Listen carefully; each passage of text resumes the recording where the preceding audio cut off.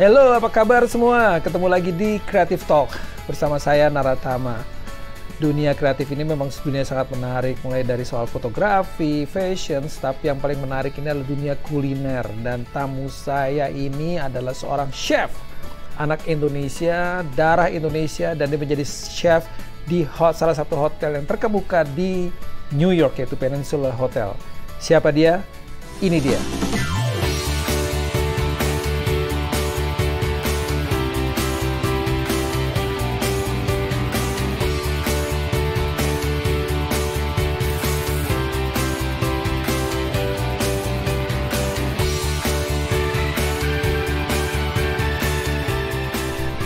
Ya, itu dia tamu kita adalah Chef Richard Leonardo, anak Indonesia, darah Indonesia yang datang ke kota New York dan berkarir di Hotel Peninsula menjadi chef, pastry chef. Apa kabar, Richard? Baik, baik. Nih, kayaknya abis bikin kue atau gimana nih? Hari ini libur atau gimana bisa datang ke sini? Hari ini libur? Ya. Oh gitu. Biasanya kalau sehari-hari ada di hotel ya? Sehari-hari ada di hotel. Ya. Sehari-hari di hotel. Ada itu di berarti hotel. Dari pagi sampai kadang sampai sore, kadang malam, tergantung occupancy sama tergantung seasonnya juga. Kalau chef pastry itu dari pagi sampai malam, paginya tuh jam berapa datang ke hotel, ke tempat kerja, chef?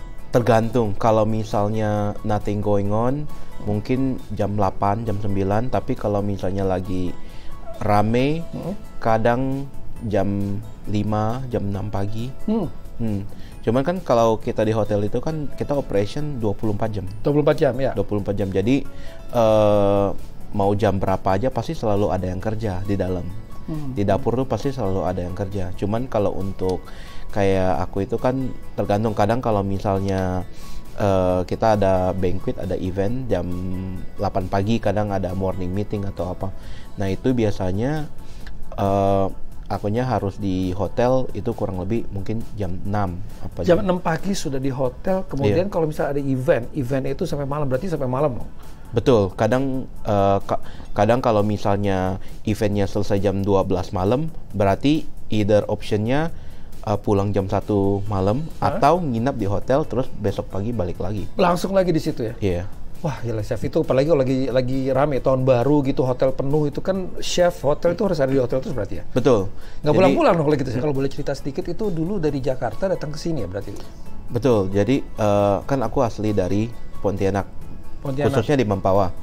Nah jadi datang ke sini untuk kuliah kan di LaGuardia. LaGuardia kuliahnya ambil apa? Waktu itu rencananya mau ambil IT.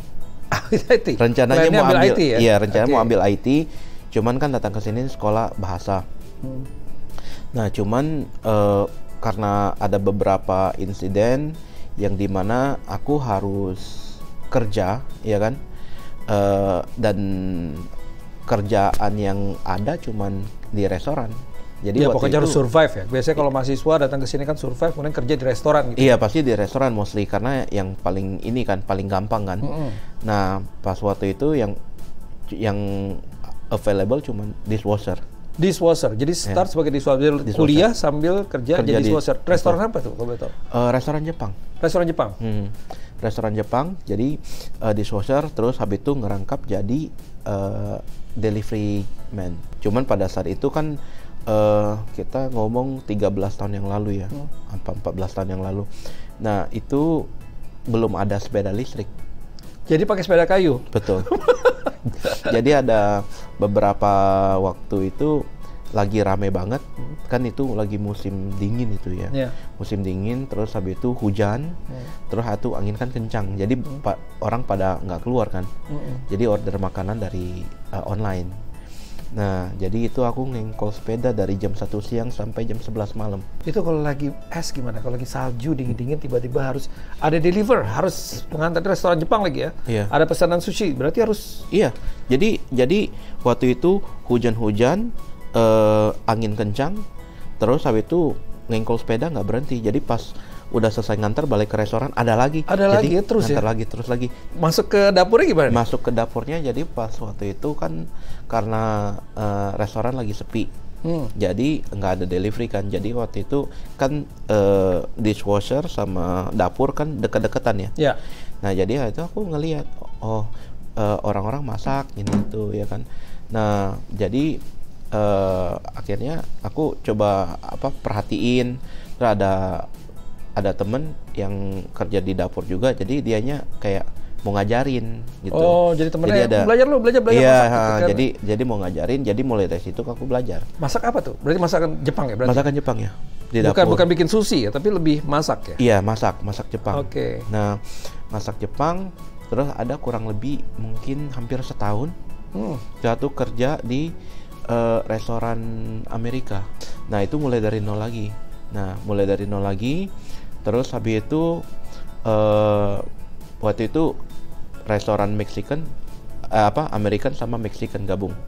Jadi belajar American, belajar Mexican. Berarti juga. Makan taco juga oke dong. Taco, iya, taco, burrito gitu ya. Iya, semuanya. Jadi kayak guacamole lah atau guacamole ya. Nah, jadi itu di situ ada mungkin 2-3 tahun kali aku di sana. Kamu bisa jadi a good chef kalau kamu sekolah atau tidak sekolah. Karena basically semua back to your experience. Experience pertama ya.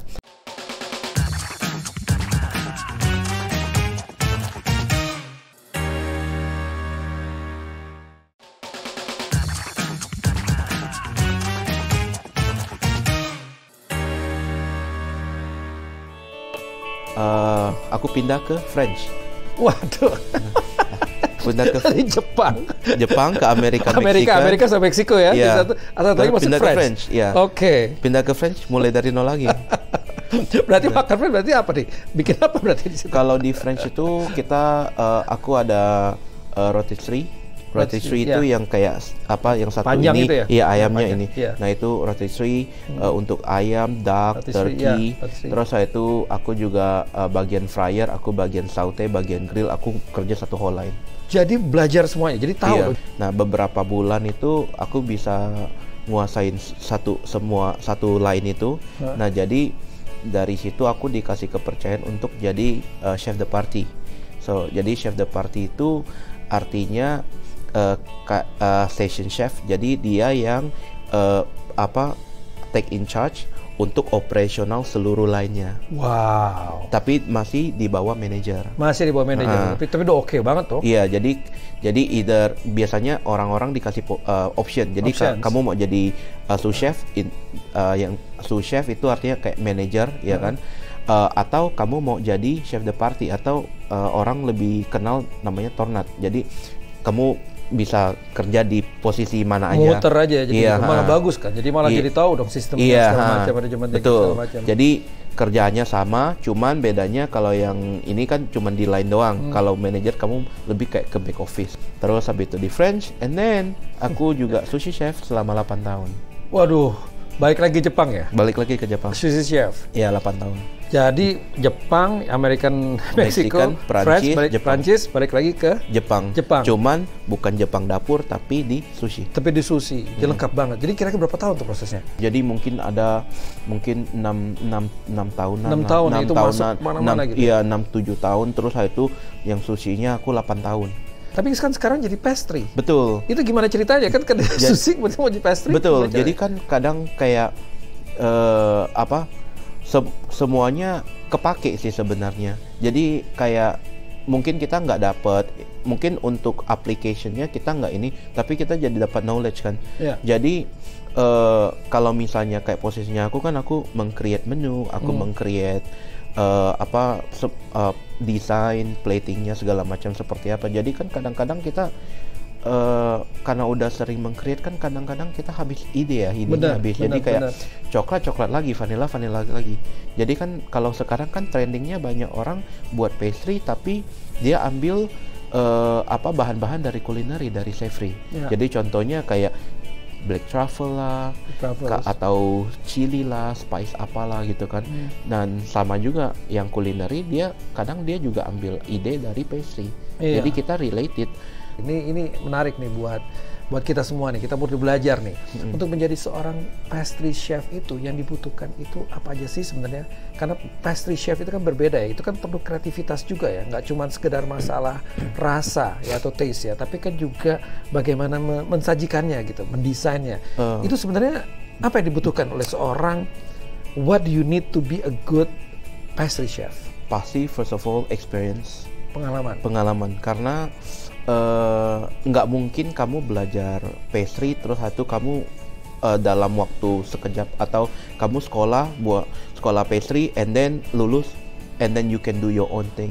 Jadi sekolah nggak jaminan ya? Sekolah itu bukan jaminan. Sekolah, jadi kalau misalnya sekarang masuk ke sekolah pastry chef, pokoknya keluar akan jadi the best chef, nggak ada jaminan ya? Itu nggak ada jaminan. Jadi kamu bisa jadi a good chef kalau kamu sekolah atau tidak sekolah, karena basically semua back to your experience. Experience pertama ya. Soalnya cuman kalau misalnya kamu sekolah, kamu dapat basic, right? What you learn from school is all about basic. Yeah. Nah, tapi kalau misalnya kamu experience, kamu nggak sekolah, kamu kerja, kamu cuman belajar dari sekitar apa yang kamu lihat di tempat kerja. Yeah. Jadi kalau chef kamu suruh apa, bos kamu suruh apa, ya kamu kerja itu. Untuk kamu meng-create something, meng-create menu, you need a basic. Right. Yeah. Nah, jadi kalau kamu nggak sekolah, kamu nggak dapat basic. So that means you cannot create something. Kamu cuma bisa take a little bit of here, and then put it together. Jadi sekolah itu sebenarnya yang paling penting untuk seorang pastry chef. Sekolah itu dibutuhkan untuk basic ya. Betul. Punya pastry sendiri itu pasti. Cuman mungkin kalau untuk sekarang ya bangun karir dulu, branding dulu, bangun resume dulu. Pengennya itu targetnya pengen jadi celebrity chef.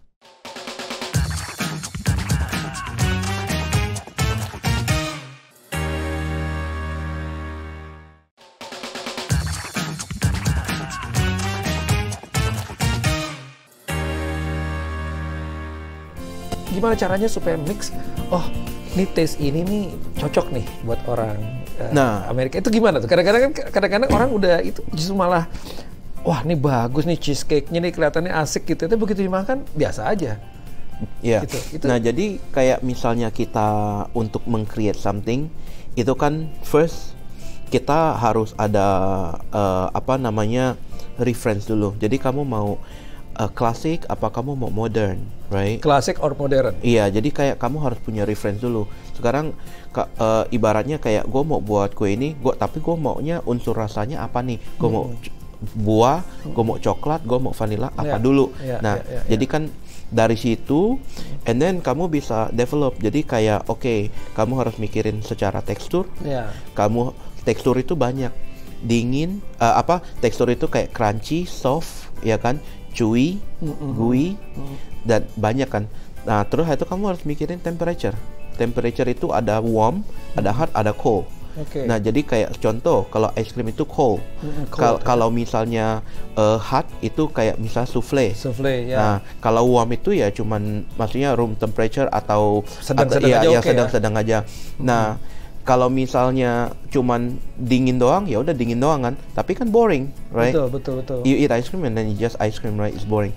Nah, jadi untuk lebih menariknya, maybe you have to play with some temperature. Jadi mungkin hot and cold. Jadi kayak sensasinya berbeda. Iya, jadi kayak kamu ada misalnya let's say kamu ada kue yang panas and then kamu ada ice cream yang dingin. Jadi kalau kamu makan itu sensasinya berbeda. Kalau kamu cuma makan soft doang atau airy doang seperti mousse, itu boring. Jadi kamu butuh tekstur. Jadi contoh mungkin kalau kamu makan sesuatu yang airy seperti mousse tapi ada crunchy-nya, ada spongy-nya, dan it become something else. I see. Nah, tapi kalau untuk desainnya gimana? Kadang-kadang kan orang suka bentuk desainnya itu bisa beda-beda. Betul. Nah, jadi untuk meng-create itu seperti itu, terus itu kamu harus mikirin warna. Nah, warna itu di plating. Nah, terus habis itu kamu harus mikirin kayak komponen lainnya untuk mendekor. Jadi perintilan kecilnya, strawberry atau saus atau perintilan yang lainnya. Warna juga penting karena kamu harus ada kontras. Oke. Jadi ada yang lebih apa namanya lebih kalem warnanya, Ada lebih terus kalem. satunya lebih strong warnanya. Jadi ketika orang lihat itu jadinya berimbang warnanya. Iya, Nggak jadi yang tiba-tiba merah semua Ya, atau cheese tiba-tiba kuning semua gitu ya. Betul, jadi kan kayaknya boring. Jadi itu yang kalau untuk aku secara pribadi di saat aku meng-create something itu seperti itu. Dan untuk lebih apa namanya lebih kreatif untuk aku secara pribadi aku banyak lihat karya orang lain. Tapi chef, latar belakangnya kan dari Indonesia nih, gitu kan. Kemudian mempunyai pengalaman bekerja di dengan restoran Jepang, Meksiko, kemudian Prancis, gitu, Amerika, gitu. Kemudian menjadi seorang chef. Itu ada nggak sih pengaruh latar belakang? Gue nih orang Indonesia nih, saya ini orang Indonesia. Jadi ada nggak sih pengaruh-pengaruh tiba-tiba? Oh, mungkin rasanya, mungkin kalau Indonesia lebih banyak gulanya atau gimana? Ada nggak sih pengaruh unsur budaya ya, bukan budaya, pengaruh unsur taste, nanti begitu, taste Indonesia seperti itu. Kira-kira ada gitu ya? Ada, somehow karena kan kita kayak misalnya kayak kita dari Indonesia, kita punya taste kita sendiri, ya kan? Nah jadi cuman kan kalau kita udah buat kue, kita nggak buat cuman untuk orang Indonesia kan? Jadi untuk internasional? Iya internasional. Nah jadi kita harus lihat marketnya seperti apa, dan kita harus lihat trennya seperti apa. Dan kalau sekarang logiknya kayak kita ngomong, oke, dessert is always sweet, right? Always sweet. Selalu manis. Tinggal ya kan? Tergantung sweetnya gimana gitu. Iya. Dan kalau kita zaman dulu kan orang buat dessert itu pasti selalu manis. And then that's why banyak orang yang suka manis, mereka salah satunya pasti diabetes. Right? Nah, cuman kan sekarang orang udah looking culinary itu udah completely another level. Makanya sekarang kayak orang udah cutting sugar, cutting carb, udah kayak gluten free, udah ini raw sugar betul. Juga pakai gitu. Nah, jadi dan sekarang trennya itu sekarang orang itu kita butuh makan, tapi orang juga mau eat healthy, right? Jadi harus seimbang. Jadi harus seimbang. Dan itu international sih. Jadi kita nggak bisa bilang bahwa karena Indonesia pakai Indonesia, tapi harus sesuaikan dengan jadi harus sesuai ya? Iya. Nah, kalau misalnya untuk aku pribadi untuk sehari-hari, aku for sure aku cut sugar. Oke.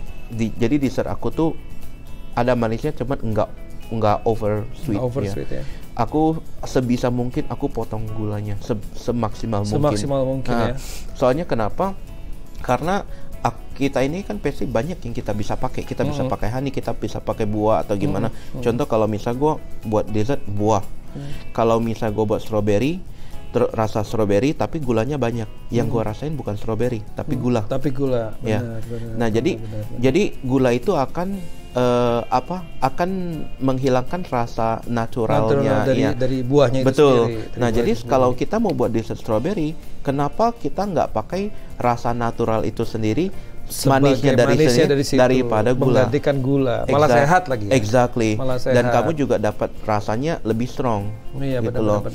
Nah jadi kalau aku lihat trennya sekarang itu orang berlomba-lomba untuk meng-create pastry dessert itu dengan less sugar, iya. Dan menggantikan sugar itu dengan buah-buahan, atau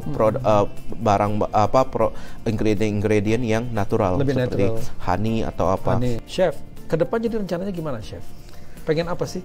Apa pengen punya pastry sendiri atau gimana? Pengen punya pastry sendiri itu pasti. Cuman mungkin kalau untuk sekarang ya bangun karir dulu, branding dulu, branding dulu, bangun resume dulu. Terus habis itu mungkin pengennya itu targetnya pengen jadi celebrity chef. Wah, pendukung banget. Ini harus bisa jadi celebrity chef. Kita perlu nih orang di sini celebrity chef. Kenapa? Karena kalau misalnya buka usaha, as long as you have money, kamu bisa buka usaha, ya kan? Karena modalnya buka usaha itu uang. Nah, tapi problemnya, challenge-nya bukan di mana kamu buka usaha, tapi gimana cara kamu menjalankan, gimana kamu membranding usahanya kamu. Nah, jadi kalau misalnya kamu udah punya nama, orang banyak tahu kamu, dalam arti kata kamu selebriti atau apa, nggak harus internasional, even di cuman kayak small town gitu kan, dan orang semua tahu kamu, itu kamu buka bisnis itu jauh. Berarti kuncinya di branding ya? Betul. Betul. Dan kenapa banyak company-company yang pakai PR, banyak yang apa namanya yang Instagram apa gitu. Itu kan mereka bayar kan, mereka suruh orang untuk itu bangun brandingnya. Iya, untuk bangun brandingnya. Kalau kamu bisa menjadi brandnya kamu sendiri, kenapa kamu harus suruh orang? Betul. Kamu jual produk kamu branding. Ini menarik banget karena banyak sekali ya, terutama juga para entrepreneur, juga pengusaha, juga dari teman-teman UKM itu kadang-kadang mikirnya hanya jualan aja, nih jual makanan yang penting enak, dapat duit. Padahal di balik itu yang penting adalah brandingnya. Jadi itu yang penting ya, Chef? Iya betul, branding. Nah, cuman setelah kamu udah branding, and then what next, right? Karena kamu nggak cuma bisa bilang, oke, gue terkenal loh, ini produknya gue, terus orang datang beli. Tapi what else? Then so the most challenging part itu consistent. Konsisten. Consistency itu sangat susah dalam apa untuk di menjaga kualitas, menjaga nama segala macam. Tapi branding itu sebelum kamu menjadi terkenal sampai seperti itu, kamu butuh konsistensi kan. Betul. Orang harus suka produk kamu dulu. Betul. Nah, makanya balik lagi itu konsistensi sangat susah. Kenapa? Karena semakin besar sama kayak misalnya aku kerja di Peninsula, atau aku kerja di mana aja, aku in charge dan itu aku pakai namanya aku, ya kan? Nah, tapi kan yang buat banyak anak buahku. Jadi tapi kan setiap orang garansinya di namaku, iya kan? Makanya aku harus menjaga konsistensi jaga itu. Kualitas, nah, jadi jaga kualitas itu supaya kalau misalnya kita masak, kita bikin kue untuk 1 orang seperti ini, kalau kita buat untuk 1.000 orang tetap seperti itu, harus sama. Itu yang susah. Jadi yang paling susah itu kadang kan orang kayak oke, buat 1 orang, 10 orang oke lah gue bisa ini. Tapi kalau untuk 100, 1.000, 5.000 orang itu nggak gampang untuk konsistensinya. Apalagi kalau rasanya mesti sama gitu. Itu kan rasanya harus sama, platingnya harus sama, warnanya harus sama, letak ini, letak itunya semuanya harus sama. Itu sangat susah. Kita langsung aja deh buat teman-teman yang ingin belajar dan ingin menjadi seperti chef, bagaimana untuk bisa sukses menjadi pastry chef, terutama di kota New York yang sangat padat sekali kompetisinya ini. Ada tips nggak, Chef, buat kira-kira para entrepreneur yang they wanna be like you, they wanna learn from you? Apa yang harus mereka lakukan dari awal? Mulai dari bottom, mulai dari nol. Terus habis itu kita harus belajar, nggak usah sok pinter atau sok gimana, absorb semuanya yang kita bisa ini, and then kita harus banyak testing, kita harus banyak coba, kita harus banyak praktis. It's okay untuk gagal, jangan takut gagal, karena gagal itu yang akan mengajarkan kita yang namanya kesuksesan. Dan untuk kita menjadi the best, I think kita harus belajar dari the best. Ini seru banget nih, kita banyak belajar dari Chef Richard bagaimana memulai sebuah karir dari bawah, dari nyuci di dapur sampai berbagai macam sampai jadi seperti sekarang. Jadi selamat banget, Chef. Selamat, we are very proud of you, dan mudah-mudahan kita tunggu di karir kedepannya dan bisa menjadi celebrity chef dan membawa nama Indonesia juga. Thank you. Amin. Thank you banget nih udah datang ke sini. Itu dia obrolan kita di Creative Talk kali ini, dan kita banyak belajar untuk menjadi seorang pastry chef dari seorang yang sangat profesional, yaitu Chef Richard. Sampai ketemu di episode mendatang, kita akan ngobrol-ngobrol lagi di Creative Talk. Tentunya di dunia kreatif yang ada di Amerika dan di Indonesia. Sampai ketemu, bye.